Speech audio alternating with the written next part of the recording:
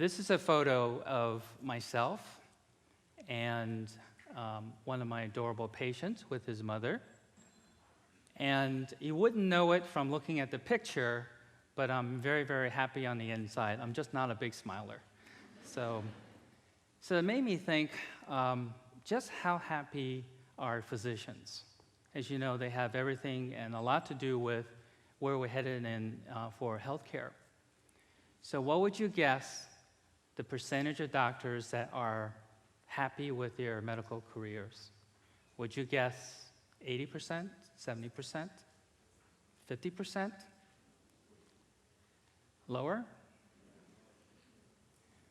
It's a dismal 6%.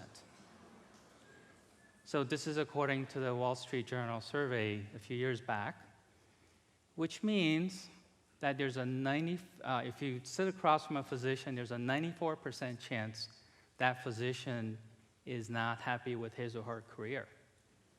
So what's happened to a once very highly regarded profession? We talked about teachers right before this.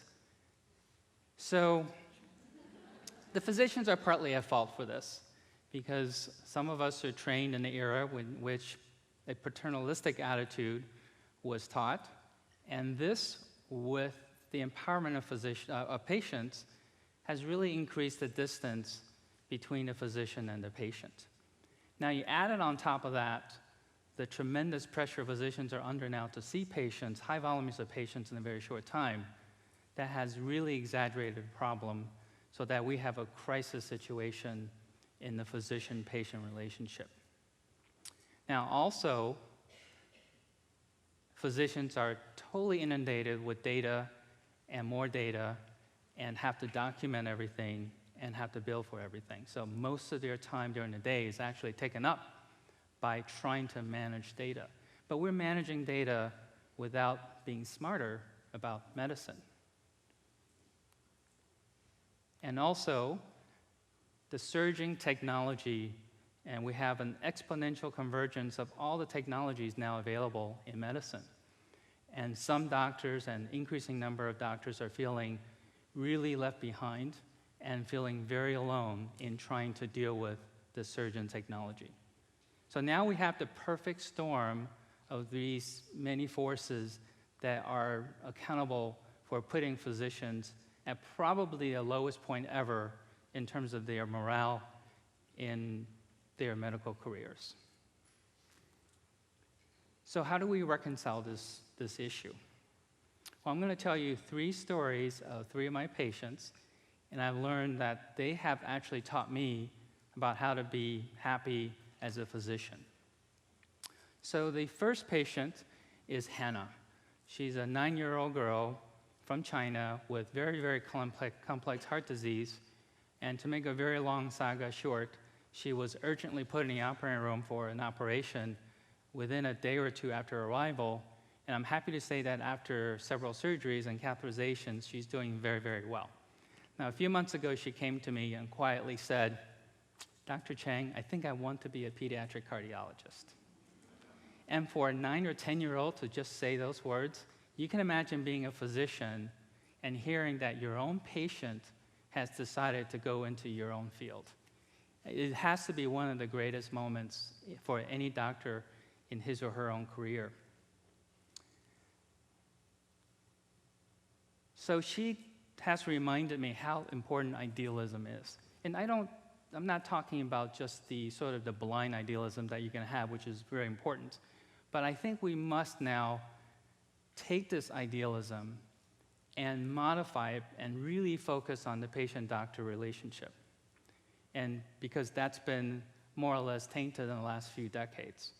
And idealism also comes from my young interns that come and spend every summer with me. And this year, I'm proud to say I have 44 with me all summer. So I'm not a parent, but I now beginning to feel like I'm a parent. And they're all wonderful young people with twinkle in their eyes and curiosity in their heads and hunger in their hearts to become a doctor someday.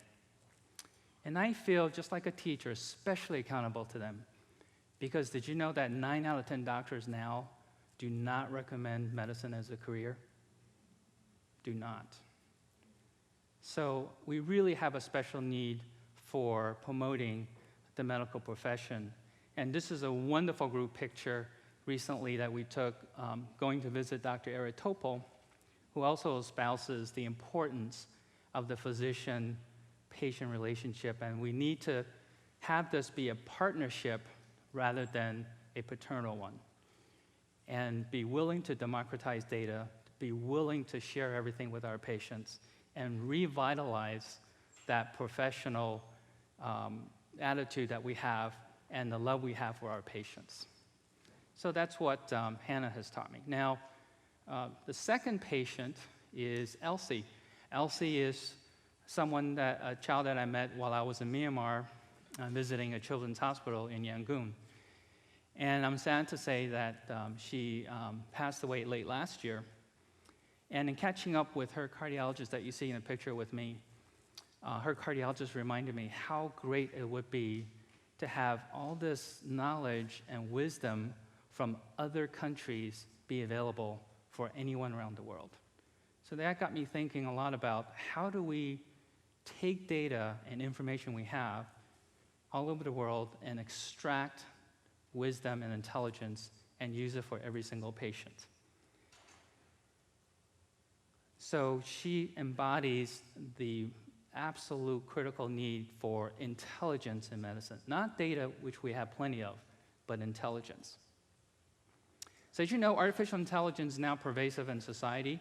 We see it in all sectors, and healthcare is woefully behind because physicians just haven't had the time or the attention to be able to focus on data science and artificial intelligence.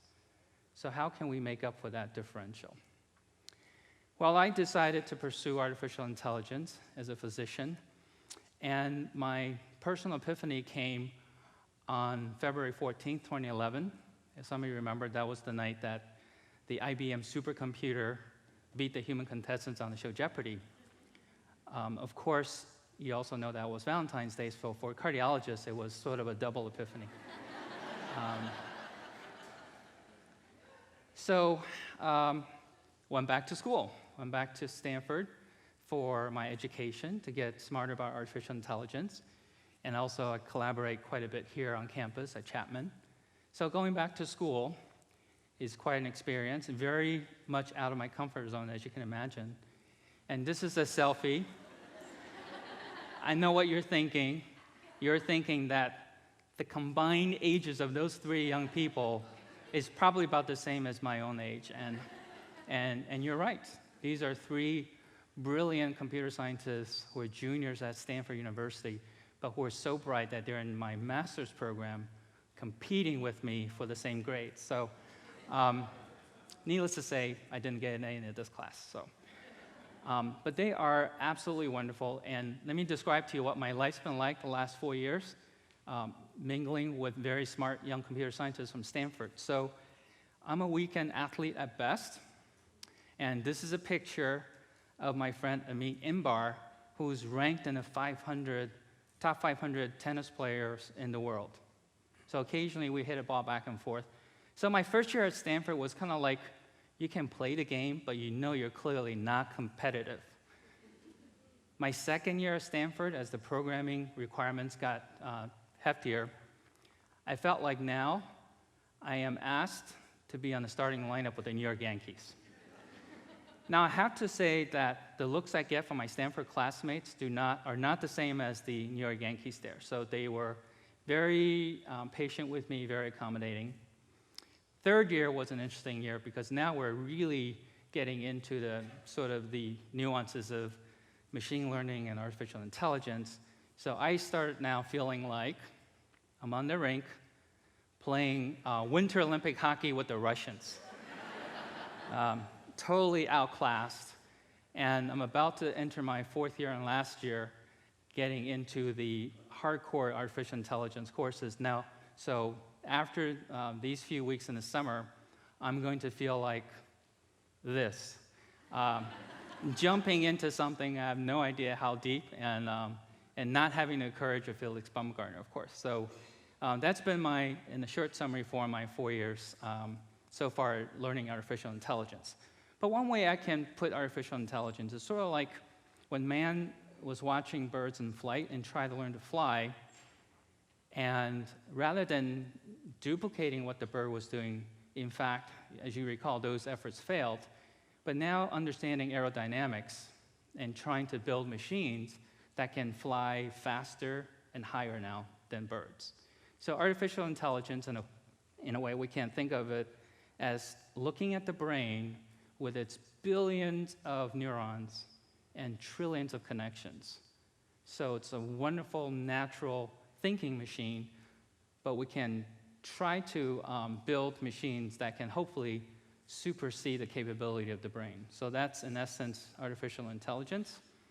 So I've started to, with education, started looking at medicine with the lens of artificial intelligence and really have been looking at medicine in a very different way, in a much more analytical way, and hopefully will contribute in that way. Now, just as an example, and I promise you this is the only nerdy slide I'm going to show, but it's wonderful work that my intellectual partner, Dr. Spiro Mouzes, and his team and I have teamed up on doing, which is really taking the artificial intelligence techniques and make it very, very practical at the patient level. So we all hear about personalized medicine or precision medicine. So this is an example where we can take core knowledge that with all these intricate connections and really drill down to the personal level to basically decide on what, for instance, what's the best chemotherapy agent for a particular patient. So we're taking all this knowledge and with hypergraphs really getting down to that level. So in essence, we're building something that's very special, I think. And it's rather than, you've heard about evidence-based medicine, but we want to get into an era of intelligence-based medicine. And by building a layer of these sort of artificially neuronal connections to make better decisions. The last story is Shirley. I met Shirley about 6 years ago when she was about 3, and she had a tough cancer, received chemotherapy, got better, but unfortunately was left with severe cardiomyopathy or weakness of the heart muscle. Severe enough to be in an intensive care unit and be potentially listed for a heart transplant. So we really wanted to do something very different, and the parents agreed to try something different. We tried a different medication that is normally reserved for adults with heart failure.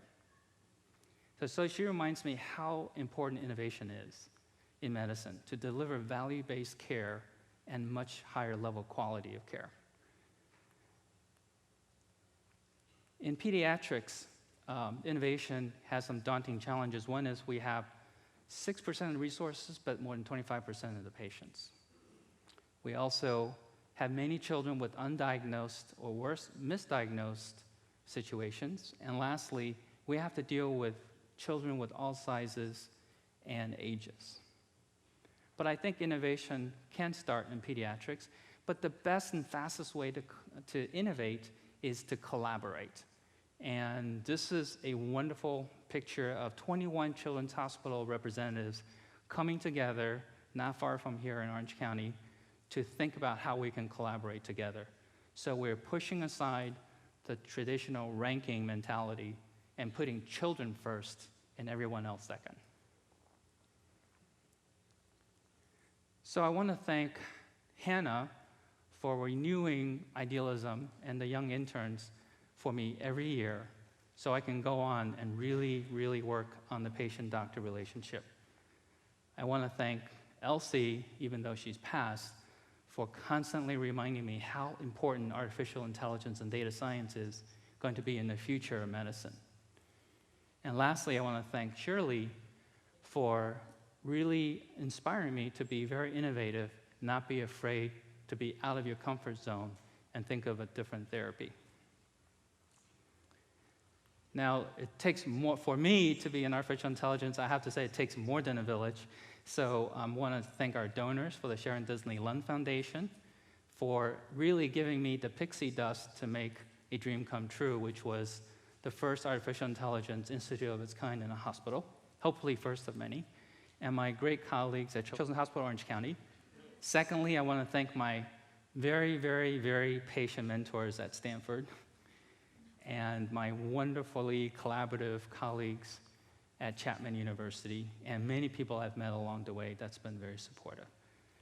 So I kind of, and then I also want to announce we have a meeting on innovation and intelligence for children that's coming up next January, right here in Laguna Niguel.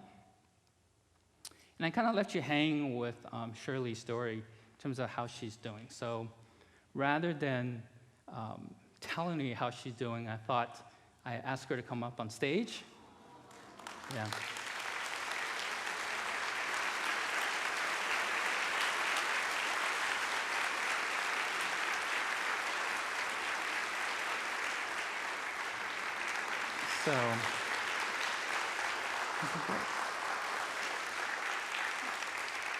So she's really recovered almost fully, and she's taking medications, but her outlook is going to be amazing, and she beat cancer and heart failure before 9 years of age. Bye. Okay.